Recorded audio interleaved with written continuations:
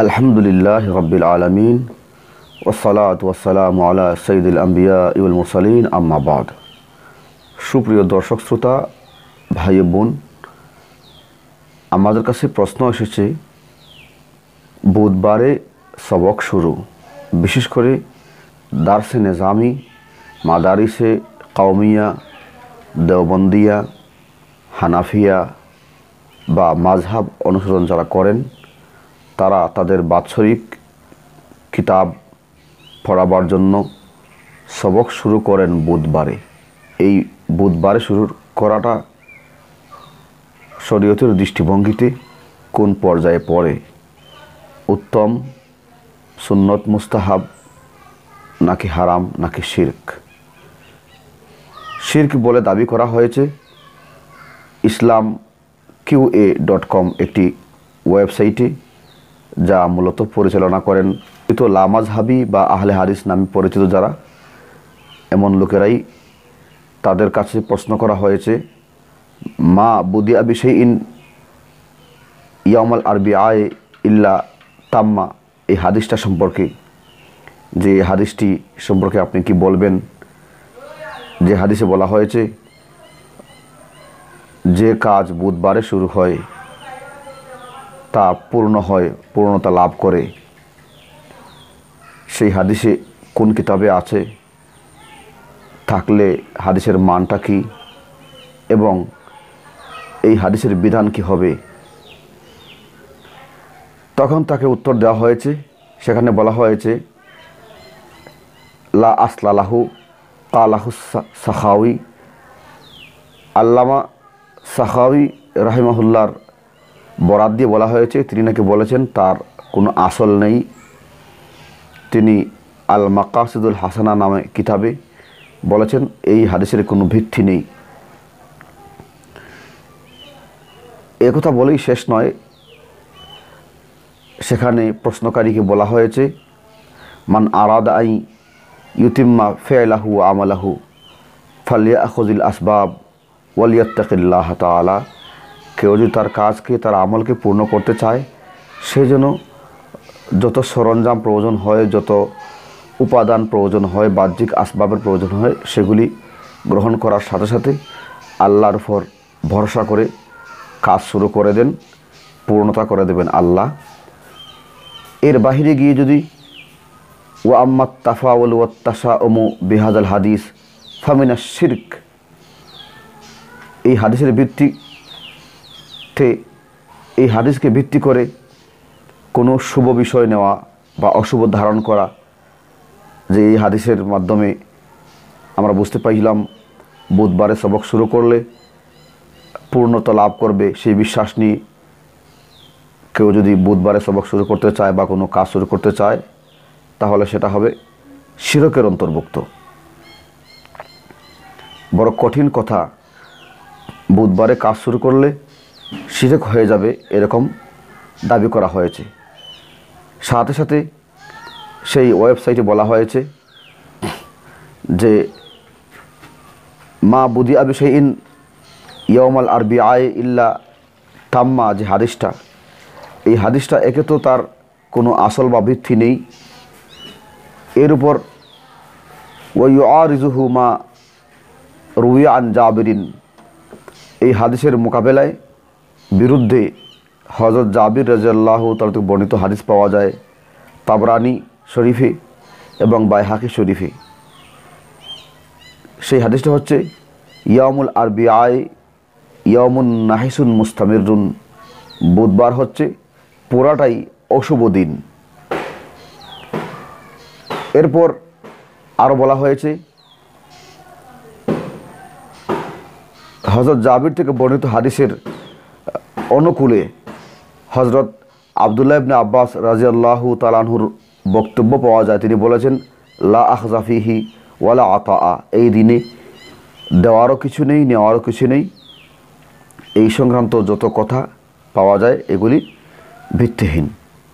এমনকি বুধবার এটি একটি অশুভ দিন হিসেবে আরেকটি রিওয়ায়াতের কথা উল্লেখ করা হয়েছে আখিরুল আরবিআই মিনাশ শাহর ইয়াউমুন নাহিসুন মুস্তামিরুন, যে মাসের শেষ দিন বুধবার হয়, এই দিনটি অশুভ হয়ে থাকে। এই হাদিসগুলি উল্লেখ করে তিনি জবাব দিয়েছেন যে না, বুধবারে কাজ শুরু করলে পূর্ণ হবে, এই মর্মে যে হাদিসটি পাওয়া গিয়েছে এর মোকাবেলায় এই হাদিসগুলি প্রমাণ, এই হাদিসগুলি বোঝায় বুধবার আসলে বরকতের কোনো দিন নয়, বরং এটা অশুভ দিন। সুতরাং অশুভ দিনে শুরু করার কোনো প্রশ্নই আসে না, কোনো মানেই হয় না। সুপ্রিয় দর্শক শ্রোতা, এতক্ষণে আমরা যা শুনতে পেরেছি এবং যা বুঝতে পেরেছি, তাদের এই বক্তব্য শুনলে যে কেউই ভরকে যাবেন এবং মনে করবেন বুধবার আসলে একটি অশুভ দিন এবং বুধবারে সবক শুরু করার বিষয়টা আসলেই চিন্তার। কিন্তু বুধবারে সবক আমরা কেন শুরু করি? ওলামায়ে দেওবন্দ, ওলামায়ে কওমিয়া, হানাফি মাযহাব অনুসারী, এমনকি মাযহাব যারা মানেন তারা বুধবারকে গুরুত্ব দিয়ে বুধবারের ফজিলত স্বীকার করে বুধবারে সবক দেওয়ার চেষ্টা করেন এবং এহতেমাম করে থাকেন। তাদের জন্য এই বিষয়টি অত্যন্ত জরুরি হয়ে দাঁড়িয়েছে খোলাসা হওয়া যে আসলে আমরা বুধবারে কেন শুরু করি, আমাদের কোনো ভিত্তি আছে কি না। তো শুরুতেই বলবো যে আমরা যদি আল্লামা শেখ বুরহানুদ্দিন আল মুরগিনানি সাহেবে হেদায়াকে চিনি, তাহলে আমাদের জন্য সহজ হবে। যিনি ৮০ খণ্ডের কিতাব লিখেছিলেন, ইসলামী শরিয়ার এত বিশাল কলেবরের কিতাব, যে কিতাবে মানুষের ব্যক্তিজীবন, পারিবারিক জীবন, সামাজিক জীবন, রাষ্ট্রীয় জীবন, আন্তর্জাতিক অঙ্গনেও মানুষের করণীয় এবং বর্জনীয় সব বিষয় সবিস্তারে আলোচিত হয়েছে। দলিল ভিত্তিক, কোরআন, হাদিস, ইজমা, কিয়াসের দলিল ভিত্তিক এই কিতাব লেখা হয়েছে। যদিও বর্তমানে এই কিতাবকে সংক্ষিপ্ত আকারে তিনি 4 খণ্ডে আমাদের সামনে উপস্থাপন করেছেন আরেকবার পঠন পাঠন সহজকরণের জন্য। সেই ইমাম আল্লামা বুরহানুদ্দিন আল মুরগিনানি রাহিমাহুল্লাহ, তার আমল কি ছিল? তার সরাসরি ছাত্র বুরহানুল ইসলাম নামে একজন ছাত্র, যিনি তালিমুল মুতাআল্লিম কিতাব লিখেছেন, সেই তালিমুল মুতাআল্লিমের 28 পৃষ্ঠা লিখেছেন, ওয়াকানা শাইখুনা ও উস্তাজুনা আর শেখ বুরহানুদ্দিন আল মুরগিনানি ইউকিফু বিদায়াত সাবাক আলা ইয়াউমিল আরবিআ। আমাদের উস্তাদ ইমাম বুরহানুদ্দিন রাহিমাহুল্লাহ সবক শুরু করতেন না, বুধবারের অপেক্ষা করতেন, বুধবারের উপর নির্ভর করতেন। ওয়াকানা ইয়াস্তাদিল্লু বিহাদিসিন, তিনি একটি হাদিস দিয়ে দলিল দিতেন। ওয়াকানা ইউহাদ্দিসু, তিনি বলতেন, হাদিস বর্ণনা করতেন, মা মিন শাইইন বুদিআ ইয়াউমাল আরবিআ ইল্লা ওয়াকাদ তাম্মা। এমন কোনো বস্তু নেই, বিষয় নেই যা বুধবারে শুরু হয় এবং তা পূর্ণতা লাভ করে না। এই হাদিস তিনি দলিল হিসেবে উপস্থাপন করতেন। এমনকি তিনি বলেন, আমার আরেক উস্তাদ যার নাম হচ্ছে আল্লামা কাওয়ামুদ্দিন ইবনে আব্দুর রশিদ, তিনিও তার সবক শুরুর আগে কানা ইউকিফু বেদায়াত সাবাক আলা ইয়াউমিল আরবিআ, তিনি বুধবারের উপর নির্ভর করতেন সবক শুরু করতে গিয়ে। তিনি আরও উল্লেখ করেন যে শুধু সবক শুরু কেন, বরং আমার জানা মতে শেখ ইউসুফ আল হামদানি তিনি এমন ছিলেন যে কানা ইউকিফু কুল্লা আমল মিনাল খায়ের আলা ইয়াউমিল আরবিআ, যে কোনো কল্যাণকর কাজ শুরু করতে তিনি বুধবারের উপর নির্ভর করতেন, বুধবারে শুরু করতেন। তালিমুল মুতাআল্লিমের 28 নম্বর পৃষ্ঠায় এই কথাটা আছে। তাহলে সাহেবে হেদায়া আল্লামা বুরহানুদ্দিন আল মুরগিনানি, যিনি মুতাওয়াফা 593 ষষ্ঠ হিজরি শতাব্দীর ব্যক্তি ছিলেন, যিনি অত্যন্ত এহতেমামের সাথে এই হাদিসটিকে বর্ণনা করেছেন এবং তিনি নিজে আমল করেছেন তার জীবদ্দশায়। যে মানুষটি মানুষের জীবনের সকল ক্ষেত্রের, সর্বক্ষেত্রের বিষয়গুলিকে দলিলভিত্তিক উপস্থাপন করেছেন, সেই মানুষটাই যখন একটি হাদিস বর্ণনা করেন এবং তার উপর আমল করেন, তখন এই হাদিসকে উড়িয়ে দেওয়া, ভিত্তিহীন বলা কতটুকু যুক্তিসঙ্গত আপনারা বিচার করবেন। শুধু তাই নয়, শুধু এই হাদিসই নয় এবং এই বিষয় নয়, বরং একে একে আপনাদের সামনে আমি আরও 5টি দলিল, আরও 5টি হাদিস উপস্থাপন করব যা বুধবারে সবক শুরু বা কাজ শুরুর প্রতি উৎসাহিত করে। তোর মধ্যে বারিকাতুন মুহাম্মাদিয়াতুন ফি শরহে তরিকাতিন মুহাম্মাদিয়াতিন ও শরিয়াতিন নববিয়্যা নামক কিতাবের 5 নম্বর খণ্ডের 486 নম্বর পৃষ্ঠায় উল্লেখ আছে আল্লামা ইবনে হাজার আসকালানী রহমতুল্লাহ আলাইহির বক্তব্য।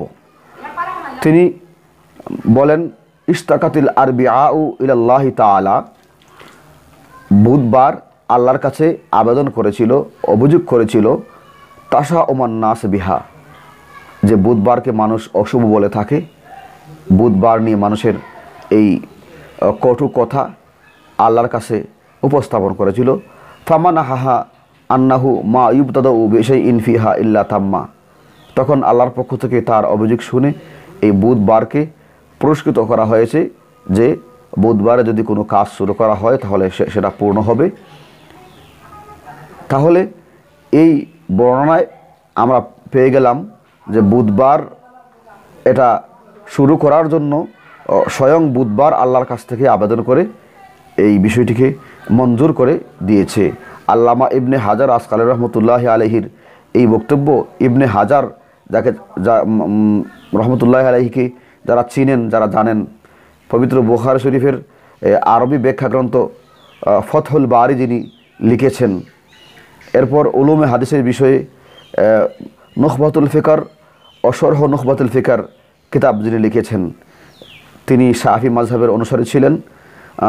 ইবনে হজর বলার কয়েকটি কারণের মধ্যে একটি কারণ হচ্ছে হাজার অর্থ পাথর, পাথর পুত্র, মানে তিনি যে কথা বলতেন পাথরের মতো অঢল কথা বলতেন, যে পাথর যেভাবে নড়ানো যায় না তার কথাকেও সেভাবে নড়ানো যেত না, যে কারণে আল্লামা ইবনে হাজার আসকালী রহমতুল্লাহ আলাইহি এর বক্তব্যটাকে আমরা অত্যন্ত গুরুত্বের সাথে নিতেই পারি। এরপর 3 নম্বরে আমরা যদি সরাসরি কোরআনে কারিমের আয়াতের ব্যাখ্যার দিকে যাই, যে আয়াতটি কোরআনুল কারিমের 32 নং সূরা সূরাতুস সিজদার 4 নং আয়াত। আল্লাহ বলেন, আল্লাহুল্লাযী খালাকাস সামাওয়াতি ওয়াল আরদা ওয়া মা বাইনাহুমা ফি সিত্তাতি আইয়ামিন সুম্মা ইসতাওয়া আলাল আরশ,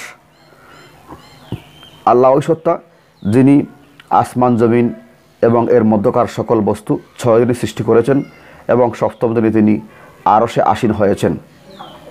এই আয়াতের ব্যাখ্যায় তাফসির ইবনে কাসিরে হযরত ইমাম নাসাই রহমতুল্লাহ আলাইহির বরাতে এবং ইমাম মুসলিম রহমতুল্লাহ বরাতে হযরত আবু হুরায়রা রাদিয়াল্লাহু তাআলা আনহু থেকে বর্ণিত একটি হাদিস এসেছে। সে হাদিসে এসেছে, ইন্নাল্লাহ খালাকাস সামাওয়াতি ওয়াল আরদা ওয়া মা বাইনাহুমা ফি সিত্তাতি আইয়ামিন সুম্মা ইসতাওয়া আলাল আরশ ফিল ইয়াউমিস সাবি'আ, আল্লাহ তাআলা আসমান জমিন এবং এর মধ্যকার সকল বস্তু 6 দিনে সৃষ্টি করেছেন এবং 7ম দিনে আল্লাহ আরশে আসীন হয়েছেন। এরপর এসেছে ফাখালাকাত তুরবা ইয়াউমাস সাবতি, তিনি মাটি সৃষ্টি করেছেন শনিবার দিনে। ওয়াল জিবালা ইয়াউমাল আহাদি, এবং পাহাড় সৃষ্টি করেছেন রবিবারে। ওয়াস শাজারা ইয়াউমাল ইসনাইনি, এবং গাছপালা তো সৃষ্টি করেছেন সোমবারে। এরপর এসেছে ওয়াত্তিকনা ওফি রাওয়ায়াতিন আল মাকরুহা ইয়াউমাস সালাসাই, এবং কষ্টকর কাজ অথবা শক্ত ধাতু পদার্থ সৃষ্টি করেছেন মঙ্গলবারে। ওয়ান নূরা ইয়াউমাল আরবিআ, এবং নূর সৃষ্টি করেছেন বুধবারে।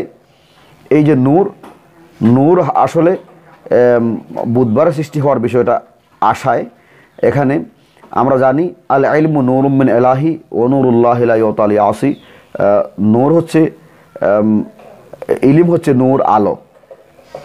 ইলিম নূর বা আলো কিভাবে হয় সেটা ব্যাখ্যায় আমরা এখন আর যাচ্ছি না, কিন্তু এই যে ইলিম যে নূর বা আলো, এই আলো যেদিন সৃষ্টি হয়েছে আমরা জানি যে বস্তুর সৃষ্টি যে দিনে হয় ওই দিন ওই বস্তুর সংগ্রহটা সহজ হয়।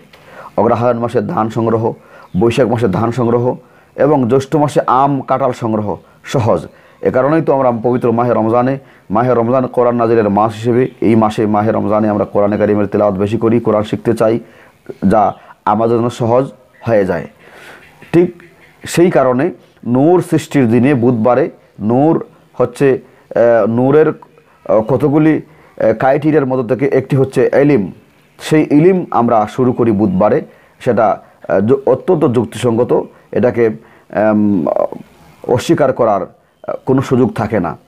এরপরে ওই হাদিসের শেষাংশে আছে ওয়াদ দাওয়াব বা ইয়াউমাল খামিস, এবং চতুষ্পদ জন্তু এবং অন্যান্য প্রাণীগুলি সৃষ্টি করা হয়েছে বৃহস্পতিবারে। ও আদামা ইয়াউমাল জুমাতি, আদম আলাইহিস সালামকে সৃষ্টি করা হয়েছে শুক্রবার দিনে। ফি সাআতিন মিন নাহারিন বাদাল আসর, আসরের পর দিনের শেষ ভাগে। ও খালাকা মিন আদিমিল আরজ, আদমকে সৃষ্টি করা হয়েছে মাটির বৈশিষ্ট্য থেকে। মিন আহমারিহা ও আসদিহা, মাটির মধ্যে যেমন লাল অংশ আছে, কালো অংশ আছে, ঠিক তদ্রুপ ওয়ামিন আহবাসিহা ও আতয়বিহা, মাটির মধ্যে ভালো আছে মন্দ আছে, ঠিক তদ্রুপ ওয়ালিজালিকা ওমিন আজলি জালিকা জাআলাল্লাহু মিন বনি আদমা আত-তাইয়্যিবা ওয়াল খাবিসা। এ কারণে মাটির বৈশিষ্ট্য হিসেবে মানুষও ভালো মন্দ হয়, কালো সুন্দর হয়। এরকম রেওয়ায়াত মুসলিম শরীফেও আছে। সুতরাং কোরআনে কারিমের এই আয়াতের ব্যাখ্যায় ওয়া খালাকা নূরা ইয়াউমাল আরবিআ যে হাদিসটি এসেছে, বুধবারে নূর সৃষ্টি করেছেন, সেই নূর সৃষ্টির বিষয়ক হাদিসটি নাসাই শরীফে এসেছে, মুসলিম শরীফে এসেছে। তো সেই কারণে আমরা বুধবারকে গুরুত্ব দিতেই পারি। এরপরে 4 নম্বরে যদি আমরা আসি, হযরত জাবির রাদিয়াল্লাহু তাআলা থেকে বর্ণিত আরেকটি হাদিস, আন্নান নবী সাল্লাল্লাহু আলাইহি ওয়াসাল্লাম দাআ ফি মসজিদিল ফাতহি সালাসান, নবীজি মসজিদে ফাতহে ওফি রাওয়ায়াতিন মসজিদে কুবায় দোয়া করেছেন 3 দিন পর্যন্ত, ইয়াউমাল ইসনাইনি ও ইয়াউমাস সালাসাই ও ইয়াউমাল আরবিআই। সোমবারে দোয়া করেছেন, মঙ্গলবারে দোয়া করেছেন, বুধবারে দোয়া করেছেন, কিন্তু সোমবারে মঙ্গলবারের দোয়াটি কবুল হয়নি। ফাস্তুজিবা লাহু ইয়াউমাল আরবিআই বাইনাস সালাতাইন, দোয়াটি কবুল হয়েছে বুধবারে 2 নামাজের মধ্যখানে। ফাউরিফাল বিশরুফি ওয়াজহি রাসূলুল্লাহি সাল্লাল্লাহু আলাইহি ওয়াসাল্লাম, দোয়াটি যে কবুল হয়েছে তার কবুল হওয়ার কারণে এই আনন্দের বহিঃপ্রকাশটা নবীজির চেহারায় হয়েছে। নবীজির চেহারা দেখে বোঝা গিয়েছে যে নবীজির দোয়াটা কবুল হয়েছে। এরকম অনেক নজির আছে। আমি যদি কোনো দোয়া করি কবুল হওয়ার জন্য, তাহলে দোয়া কবুল হলে আমার মধ্যে যে একটা ফিলিংস কাজ করবে, আমার চেহারার দিকে তাকালে সেটা বোঝা যাবে, এটা স্বাভাবিক। সাহাবায়ে এরকম নবীজির চেহারা দেখে অনেক কিছু বুঝতে পারতেন। তো কালা জাবির, হযরত জাবির রাদিয়াল্লাহু তাআলা বলেন যে এই বিষয়টি অবলোকন করার পর ফালাম ইয়ানজিল বি আমরুন মুহিম্মুন গালিজুন, আমার মধ্যে একটি অত্যন্ত গুরুত্বপূর্ণ বিষয়ে আমার ভিতরে কাজ করতেছিল যে ইল্লা তাওয়াখাইতু তিলকা সাআতা, আমিও এরকমভাবে ওই বুধবারের ওই সময়ের অপেক্ষায় থাকতেছিলাম কোনো দোয়া করার ক্ষেত্রে, যে ফাদ ও ফিহা, যে আমি ওই সময় দোয়া করব, ও ফাআরিফুল এজাবা, এবং দোয়াটি যে কবুল হয়েছে তা আমি নিজে অনুভব করব। এই বিষয়টি আমার ভিতরে কাজ করত এবং আমিও তা করতাম। এই হাদিসটি রাওয়াহুল বুখারী ফিল আদাবিল মুফরাদ, ইমাম বুখারী রাহিমাহুল্লাহ তার অমর গ্রন্থ আদাবুল মুফরাদে উল্লেখ করেছেন। ইমাম আহমদ, বাজ্জার ওয়া গায়রুহুম তাদের কিতাবে উল্লেখ করেছেন। এমনকি তারা যারা লামাযহাবী, যারা আহলে হাদিস দাবি করেন, তাদের গুরু নাসিরুদ্দিন আলবানী, তিনি নিজে হাসানাহুল আলবানী এই হাদিসটিকে তাহসিন করেছেন, তিনি বিশুদ্ধ ঘোষণা করেছেন, সহিহ হাসান বলেছেন। তিনি একটি স্বতন্ত্র কিতাব লিখেছেন ফি সহিহিল আদাবিল মুফরাদ, মানে আদবে মুফরাদ ইমাম বুখারী রাহিমাহুল্লাহর কিতাব থেকে তিনি বাছাই করে কিছু হাদিসকে সহি বা বিশুদ্ধতম বলে আলাদা করেছেন। সেই নির্বাচিত হাদিসদের মধ্য থেকে এই হাদিসটিকে তিনি গণ্য করেছেন। সহিহুল আদাবুল মুফরদের প্রথম খণ্ডের 246 নম্বর পৃষ্ঠায় এই হাদিসটি তিনি উল্লেখ করেছেন। তাহলে নাসিরুদ্দিন আলবানী যাকে তারা গুরু হিসেবে মেনে নেন, যাকে তারা তাদের একজন অনুসরণীয় ব্যক্তিত্ব হিসেবে মেনে নেন, তার এই ঘোষিত এবং স্বীকার উক্তিমূলক কথা পাওয়া গিয়েছে যে হাদিসের ব্যাপারে, সেই হাদিসটিকে তারা কীভাবে অস্বীকার করবেন? বুধবারে দোয়া কবুল হয়েছে নবীজির, যে কারণে হযরত জাবির ইবনে আব্দুল্লাহ রাদিয়াল্লাহু তাআলা আনহু তিনি নিজেও এই বুধবারটাকে বেছে নিয়েছিলেন দোয়া করার জন্য। যে দিনে দোয়া কবুল হয় সেটি অশুভ হয় কিভাবে এবং সেটি বরকত ছাড়া হয় কিভাবে? আমরা তো সেই দিন সবক শুরু করে বরকত নিতেই পারি, এটা স্বাভাবিক।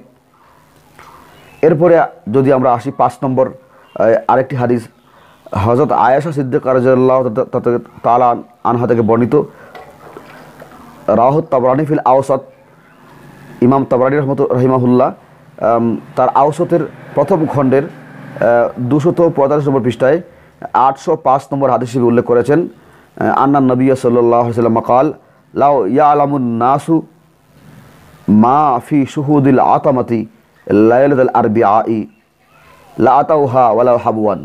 মানুষ যদি জানতো বুধবার রাতে এশার জামাতে হাজির হওয়া কতটুকু সওয়াবের কাজ, তাহলে হামাগুড়ি দিয়ে হলেও তারা সেই বুধবার রাতে এশার জামাতে হাজির থাকতো। তাহলে বুধবারের একটা বৈশিষ্ট্য এবং বুধবারের একটি ফজিলত এখান থেকে আমরা পাচ্ছি। এরপরে 6 নম্বরে যদি আমরা আসি, হযরত জাবির ইবনে আব্দুল্লাহ থেকে বর্ণিত আরেকটি হাদিস এসেছে সহিহ ইবনে হিব্বানে, সেখানে এসেছে আন জাবির রাদিয়াল্লাহু তাআলা আনহু قال قال رسول الله صلى الله عليه وسلم من غرس غرسا يوم الاربعاء وقال سبحان الباعث الوارث আতাতহু বিআকলিহা। কেউ যদি বুধবারে বৃক্ষরোপণ করে এবং ওই সময় এই দোয়াটা পড়ে, সুবহানাল বাঈসাল ওয়ারিসা, এই দোয়া পড়ে বৃক্ষরোপণ করে, আতাতহু বিআকলিহা, তাহলে এই গাছটি মরবে না, বরং ওই গাছটি জীবিত থাকবে, এই গাছটি বর্ধমান হবে, ফলন্ত হবে এবং সে তার ফল তার রোপণকারীকে প্রদান করবে। সাধারণত এমন হয়ে থাকে যে আমরা বৃক্ষরোপণ করেন দাদা এবং এই গাছটি ফলে ফুলে সুশোভিত হতে দেরি হয়ে যায়, তখন নাতি এসে সেই গাছ থেকে ফল আহরণ করেন বা ফল ভোগ করেন। কিন্তু কেউ যদি বুধবারে বৃক্ষরোপণ করে এবং এই দোয়া পড়ে সুবহানাল বাঈসাল ওয়ারিসা, তাহলে তার এত দেরি করতে হবে না এবং গাছটি বিনষ্ট হবে না, বরং ফলে ফুলে সুশোভিত হবে এবং ফল নিজেই খেতে পারবেন। এই বরকতময় এই হাদিসটিও ইঙ্গিত করে বুধবারের ফজিলতের দিকে। তাহলে আমরা এতক্ষণের আলোচনায় আমরা বুঝতে পারলাম যে বুধবার বিষয়ক অনেক হাদিস এসেছে এবং এই সামগ্রিকভাবে বুধবারের ফজিলত সম্পন্ন হাদিস নিয়ে লামাযহাবীদের কেউ সরাসরি কিতাব লিখে ফেলেছেন। সেখানে তারা স্বীকার করেছেন যে 1-2 কিতাব নয়, এই ফজিলতগুলি 10, 20, 30 কিতাবে, হাদিসের কিতাবে এসেছে। কিন্তু শেষে তারা বলে দিয়েছেন যে ওইগুলি জয়ীফ, দুর্বল রেওয়ায়াত, এগুলি দুর্বল হওয়ার কারণে আমরা বুধবারকে মূল্যায়ন করি না, তারা বলে দিয়েছেন। কিন্তু তাদের তো এই কথাটাও জানা উচিত ছিল যে ফাজাইল আমালে দুর্বল হাদিসগুলি, জয়ীফ হাদিসগুলি গ্রহণযোগ্য হয় এবং বিশেষ করে যদি একটি জয়ীফ সনদে বর্ণিত হাদিস একাধিক সূত্রে বর্ণিত হয়, তখন এই একাধিক সূত্রে বর্ণিত হওয়ার কারণে এই দুর্বলতা কেটে গিয়ে তা একটা গ্রহণযোগ্যতা লাভ করে, যার উপর আমল করা যায়। বিশেষ করে আমরা তো এখানে আকিদা সৃষ্টি করছি না, একটি ফজিলত নেওয়ার জন্য বা একটা বরকত হাসিলের জন্য আমরা এই কাজটা করছি। সেই হিসাবে জয়ীফ হাদিসের উপর একাধিক সূত্রে বর্ণিত হাদিসটাকে আমরা যদি আমলে নিয়ে আসি, তাহলে তাদের এত মাথা ব্যথা কেন হয়? এছাড়াও বড় আশ্চর্যের বিষয় যে হাদিসটি সম্পর্কে প্রশ্ন করা হয়েছে, হাদিসটি হচ্ছে মা বুদিয়া বিশাইইন ইয়াউমাল আরবিআই ইল্লা তাম্মা। এই হাদিসটি সম্পর্কে প্রশ্ন করার পর তিনি তো উত্তর দিতে গিয়ে বলেছেন যে ও ইউআরিজুহু, এই হাদিসটি এমনি ভিত্তি নেই, বরঞ্চ এর মোকাবেলায় হাদিস তিনি এই 3টি হাদিস দেখিয়েছেন, ইয়াউমুল আরবিআ, ইয়াউমুন নাহিসুল মুস্তামিরুন, এরপর লা আখসা ফিহি ওয়ালা আতাআ, এরপর আখিরু আরবিআ মিনাশ শাহরি ইয়াউমুন নাহিসুল মুস্তামিরুন, এই 3টি হাদিস উল্লেখ করেছেন। বলেছেন যে এই হাদিসগুলি নাকি ওই হাদিসের মোকাবেলায় এসেছে, মুআরাজা করছে। কিন্তু কিছুক্ষণ পরে এসে বলেছেন যে এই 3টি হাদিসেরও কোনো ভিত্তি নেই। ইমাম বুখারী রাহিমাহুল্লাহ মুনকার বলেছেন, দারাকুতনি মাতরুক বলেছেন, এরপর এরকম আইম্মায়ে হাদিস যারা এই হাদিসগুলিকে তারা গ্রহণ করেননি।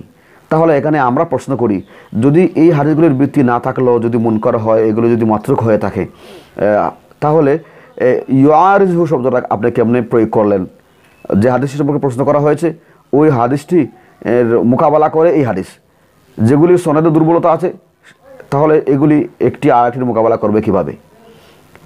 আর যদি মোকাবেলা করবেই, তাহলে আপনি সেগুলিকে আবার দুর্বল বলে দিচ্ছেন। এছাড়াও আরেকটি বিষয় আমরা দেখলাম যে আল মাকাসিদুল হাসানার যে হাদিসটি তিনি উল্লেখ করেছেন, সেখানে মা বুদিয়া বিশাইইন ইয়াউমাল আরবিআ ইল্লা থাম্মা হাদিসটা এসেছে।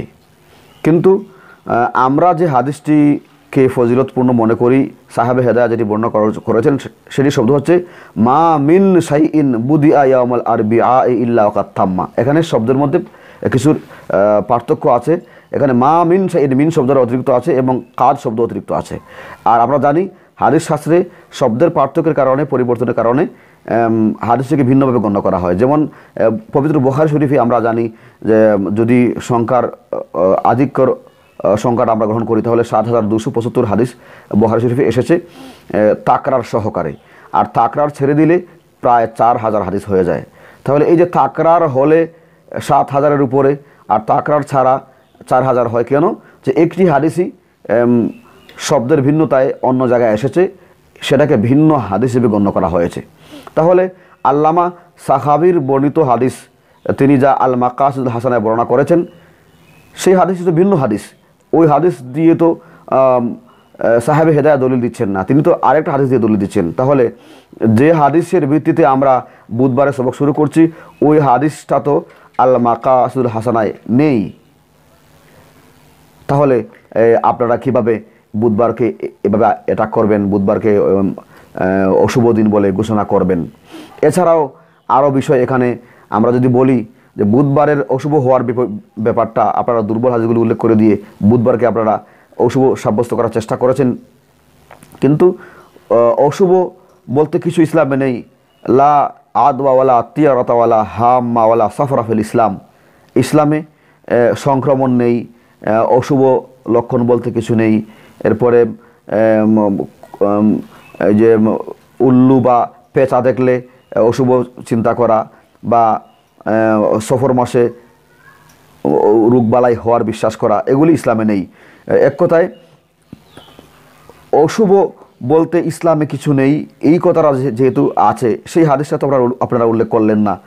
অশুভ বলতে কিছু নেই, কিন্তু বুধবারের অশুভর কথাটা আপনারা খুব ভালো করে উল্লেখ করলেন, যদিও দুর্বল সনদে বলছেন, নিজে থেকেই বলছেন। এছাড়া আল মাকাসিদুল হাসানার হাদিসগুলি আমরা দেখেছি যে তিনি হাদিসগুলি যেখানে বর্ণনা করেছেন, এখানে সবগুলি হাদিসই যে দুর্বল বা জয়ীফ সেই উদ্দেশ্যই বর্ণনা করেননি, এবং সেগুলি সবগুলি দুর্বল বা জয়ীফ নয়। বরং ওখানে আমার কাছে এই কিতাবটি আছে আল মাকাসিদুল হাসানা। আসলে তিনি সে দাবিও করেননি যে আমি আমার এই কিতাবে যে হাদিসগুলি আনবো সবগুলি আমি জয়ীফ বা দুর্বল নিয়ে আসব। বরং তার কিতাবের নামটি হচ্ছে এরকম, আল মাকাসিদুল হাসানা ফি কাসিরি মিনাল আহাদিসিল্লাযী আল্লাতী ইশতাহারাত আলাল আলসিনা। অর্থাৎ মানুষের কাছে প্রসিদ্ধি লাভ করেছে যে সকল হাদিস, সেগুলি তিনি উল্লেখ করবেন। সেখানে হাদিস জয়ীফ হতে পারে, আবার বিশুদ্ধ হাদিসও থাকতে পারে। যে কারণে যেখানে মা বুদিয়া বিশাইইন ইয়াউমাল আরবিআ ইল্লা থাম্মা হাদিসটি এসেছে, আমি এর আশপাশের হাদিসগুলি দেখেছি, আমি হয়তো আপনাদেরকে ডেসক্রিপশনে দিয়ে দিতে পারবো যে সেখানে এমন হাদিসও এসেছে যে হাদিসটিকে আমরা মুতাওয়াতির হিসেবে চিনি। যেমন মান কাযাবা আলাইয়া মুতাআম্মিদান ফালিয়াতাবু মাকাদাহু মিনান নার।